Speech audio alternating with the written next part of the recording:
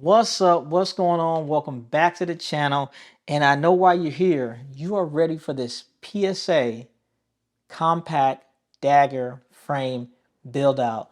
Dude, I always wanted a gray framed Glock, man. My buddy used to have one back in the day. He had a gray G17 and it was the baddest thing I ever seen, man. Always wanted one. And when PSA was selling these frames, right, I paid $100 for this frame, bro. I could not pass up the opportunity to jump on this, man. This is so freaking dope, man. Hey, if you like the content, please consider subscribing. At least like the video. But what we're going to do right now, we're going to jump up on the table and I'm going to show you what I did to this lower frame. And it was like damn near 90 bucks, man. There's a guy who makes these, right? I found him on a forum. All right, y'all, on the table, jumping right into it. Look at this thing, bro. This is a very, very pretty ass frame. I'm telling you, the main reason I got this, man, is because it was gray. As stated before, man, I always wanted like a gray Glock, man. And the thing that really sold me on it was the feel of it, man. It feels very good in the hand. I had went out shooting with my buddy at the range, and he had one. He had a OD green joint, and I was like, "Yo, this feels very good." And I'm gonna tell you a couple things that I really like about this frame specifically before I go into the build out for what I did for the lore. I like large grip guns, right? And the PSA Dagger it's a pretty large grip. It's larger than a normal Glock. And this kind of reminds me of my Gen 4 Glock, right? So with my Gen 4, one of the things I really liked about the Gen 4 was the Gen 4s came with the back straps, right? They came with the different size back straps, and then they had like the little beaver tail. So for this frame specifically, this is a large back strap that I molded into the frame and then stippled. So when I'm holding this gun, it gives me that large grip. Now, that's what I really like about the Gen 4s and like the Gen 5s. But the thing that I like about the Dagger frame even better is that with the Gen 4 grip, even though it's larger, it's large here and here. Large in the front, large in the back. But then the sides are pretty much the same, and it's just like consistent on the sides. But with the Dagger joint, right, it's large in the front, it's large in the back, and it's larger on the sides. So it kind of like has these palm swells. So the whole diameter of the grip is bigger than your standard Glock. And man, it just feels so good in the hand. And then also, once I threw the mag well on there, as you can see where my hand rests, my pinky just sits right in there perfect. So my hand fits in there, dude. It's so perfect. It feels good, feels very balanced. And like I said, it kind of reminds me of my Gen 4 joint, because when I put my magwell on, my hand rests right in there. So if you like a larger grip gun, then the Dagger will probably fit you very, very well. So let's talk about what I did to the lore, right? There are some parts in the Dagger that I felt like needed just a little bit of work. And these are some areas that I normally do on a Glock. And when I say some work, I'm just talking about some polish, man. You get you a Dremel, a polishing wheel, and the thing I know that works the best is flits, man. If you're polishing any type of metal, any type of little gunsmithing work, you can't go wrong with this, man. It's one of those things, like a little goes a long way. And I can't tell you how long I didn't have this tube, man. Probably, I don't know, probably like 5 years or so, probably longer than that. But anyway, one of the things, right, when we get into the connector, I am a ghost connector person, right? And the connector that I got the Ghost Evil Elite. I absolutely love this dang on connector, man. And the thing I really like about it is that the trigger pull is very consistent. It's like a light wall, and then it's consistent all the way through. It's not really a hard, pronounced wall. It's just consistent all the way through. I really like the way the entire trigger pull feels throughout the full range of it. So that's why I got that. All right. With the connector, the Ghost connector already comes polished, but I polished it up anyway. I just threw a little flits on our header with the wheel. Let me zoom in so I can get a little bit closer for you guys. There we go. So that was one of the areas that I did, was I high polished the connector, right? One of the things about the connector is well, not the connector, but the lower part, is the trigger bar. I polished the crap out of this trigger bar, right? And I polished every area that pretty much engages like metal to metal, right? Specifically this inside part, I high polished that because that's where it interfaces with the connector, all right? The top of the trigger bar, high polished this whole area right here. This top part of the trigger bar, I high polished this whole side. This is the part that interacts with the plunger. And then the trigger that I'm running is this Ranger proof joint. Haven't shot it yet, but it's a flat face trigger. You can't go wrong with it, right? So the trigger came on the bar. I punched out the trigger shoe and then I polished this part of the trigger bar as well. And basically anywhere that is going to be possible friction, I don't want any friction. So if you look, dude, like I'm barely touching this and it's just kind of like, it's just gliding in there, man, effortlessly. And I throw a drop of oil on there when I put it back together and it should be slick, man. So this is all the areas that I polished on the trigger bar, right? Also, like on your standard Glock, right, you have the rails where your slide runs across the frame, right? You got your front rails, you got your rear rails, and you got your locking block. On the Dagger, it's set up a little bit differently. The rails and the locking block is all one piece on the Dagger. And this is what that piece looks like. So as you can see on this piece, same thing, man. High polished everything. So that way when that slide is running across these rails and the locking block, it's gonna be smooth, man. Super smooth.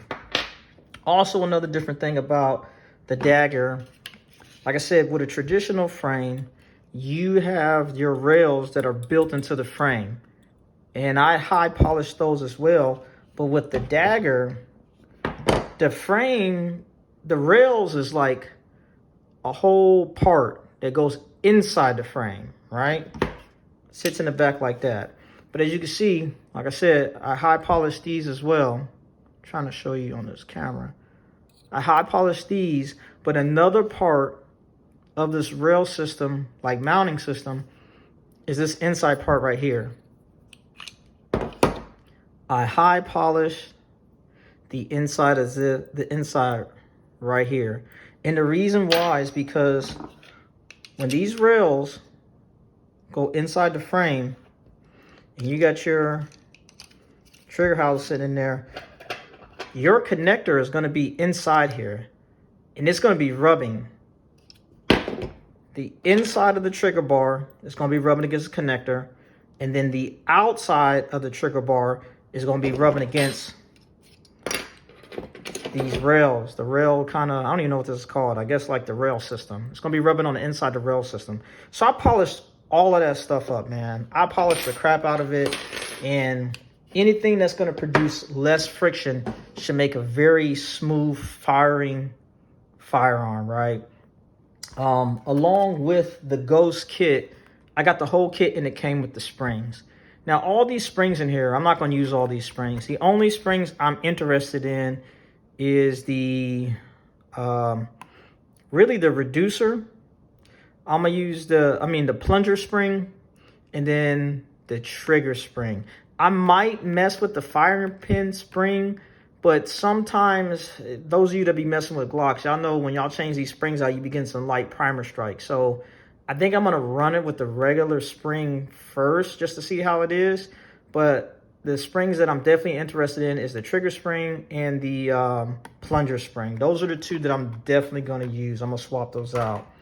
Also, with the Gen 3s, I got this.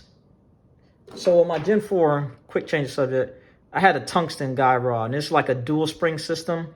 I really like the Gen 3 style joint. And what I did was I got a stainless, it's a high polished joint. On the inside, it's a flat wire spring. I personally like the flat wire. I don't know, I think it operates more efficiently, and aesthetically, I think it's a little more pleasing. So that's why I got that. So this is all the stuff I'm gonna put into the frame to make to give me a smooth operating gun, right? Now, as far as the light system, I don't know which light system I'm gonna run. I think if I'm doing some like concealment, or I'll throw this in a bag or something like that, I'll probably run this this Foxtrot 1. I think that's what I'm gonna run on there. If I am at the range, I'm wearing like a kit, I got my duty belt on, and I'm probably gonna be running my black multicam Surefire X300.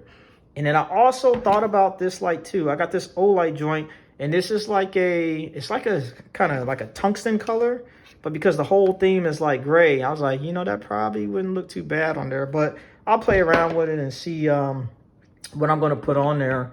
The slide will be optics cut, and the optic I'm going to put on there is the RMR, right? I haven't decided which slide I'm going to go with yet, but it's definitely, the color is going to be sniper gray. And the reason I haven't decided which slide, because I got a couple barrels, right? I got this bronze joint, and it's got the side ports, and this is from I want to say Zaviri Precision, and they do their ports differently, right? Most people who port, their ports are directly on the top. These jokers it's at a hard angle, so if you want to use this barrel, you kind of gotta have their slide. So I might go with their slide, and to kind of show you what I'm talking about, let me see. So this is my 19X, right? And you see the way the ports are? It's directly on top. That's how I'm used to seeing it, but like I said, they do theirs a little bit different. It's kind of more on an angle, but I'm either gonna run their slide with the bronze barrel, or I got a stainless joint with the micro comp. I really like the way stainless and gray looks. I think it looks real good together. The bronze, I don't know how it's gonna look. It might look all right. If it was gold, I think it would look great, I think gold goes with pretty much any type of gun. But that's what I'm trying to figure out now, which slide I want, right? Now, another thing I thought about doing, I thought about stippling the grip, but the grip feels so good, I almost don't want to stipple it, man. And if I do stipple it, some of the things that I want to do is I'll probably just connect these lines so that it's one continuous pattern. Same thing in the back, bring it up through here. And then I'll probably do a more defined kind of like an accelerator cut and bring the stippling up through here, kind of like a agency arms type of stippling. Matter of fact, I'm gonna bring my 19X back. So I did the stippling on my 19X, and as you can see, that's pretty much what I did. I kind of just like, let me zoom out a little bit. I kind of kept it consistent. Pretty much had the agency arms theme. I brought it up. I didn't do nothing on this side because this is not where I grip the gun. But on the other side, I did my strong accelerator cut right there. And it was just a very clean, consistent pattern. And I also did like a recessed logo inside the frame. And that was pretty dope. So if I do stipple it, then I'll probably do it like my 19X, right? And then also lower parts, dude, I really wanted the SLR Rifle Works Magwell, but it was like damn near $90, man. There's a guy who makes these, right? I found him on a forum. He 3D prints them. I want to say it was like $20, man. I'll do a separate video on this as well, but it pretty much looks pretty dope, man. If, like I said, it fits good in the hand, function, perfect. The only thing I'm worried about is like the durability of it, how long it's going to last, because you can kind of see, just what 3D printed stuff looks like.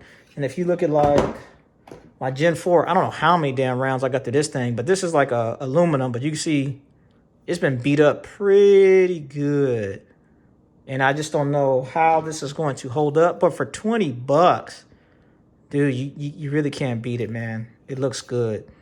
And speaking of SLR Rifle Works, this is the mag extensions that I'm running, the SLR. They look so good, man. And let me tell you about this, right?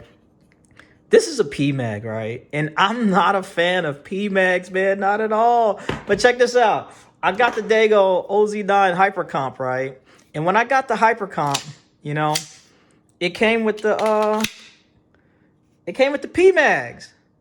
And, Zev makes some nice, they make some nice stuff, right? And I told myself, I said, hey, if the P-Mag is good enough for Zev, then it's got to be good enough for me, man. I just need some extensions. So what I do, I went out and I bought a bunch of these SLR rifle work. So that's what I'll be running in the PSA Compact build. And I think that's pretty much it, man.